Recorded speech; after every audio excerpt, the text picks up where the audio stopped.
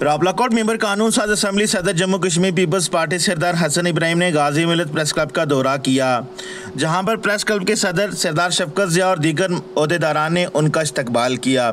उनकी आमद पर उनका शुक्रिया अदा किया गया।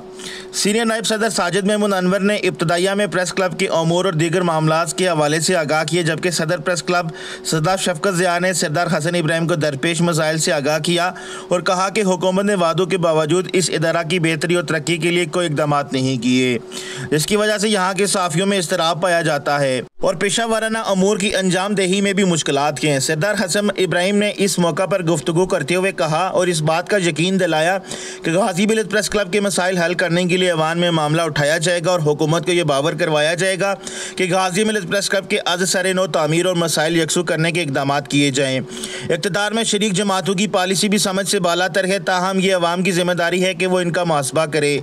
5 साल बाद अवाम को अपने नुमाइंदे मुंतखब करने का हक मिलता है और अवाम को चाहिए कि वो इनसे अपने मंशूर और वादों के मुतल्लक दरियाफ़त करें, उनकी कारकर्दगी को भी परखें। जम्मू कश्मीर पीपल्स पार्टी अपने आप को एहतसाब के लिए पेश करती है। एक सवाल के जवाब में सरदार हसन इब्राहिम ने कहा कि आज़ाद कश्मीर में सियासी सूरत हाल भी किसी बड़ी तब्दीली की तवक्को नहीं, क्योंकि जब तक अवाम कोई बड़ा फैसला नहीं करते इस वक्त तक बेहतरी की तवक्को नहीं की जा सकती। अवाम को चाहिए कि वो अपने नुमाइंदगान का इंतखाब करते हुए उनकी अहलियत और सलाहियत का ज़रूर जायज़ा लें, रवायती सियासत के ख़िलाफ़ आवाज़ बुलंद करें ताकि उनके हुकूक़ की बाजियाबी मुमकिन हो सके। इस मौका पर JKPP सीनियर रहनुमा सरदार नवीद हयात, सरदार शहजाद, सरदार अरशद और दीगर भी मौजूद थे। पाल न्यूज़ रावलाकोट, आज़ाद कश्मीर।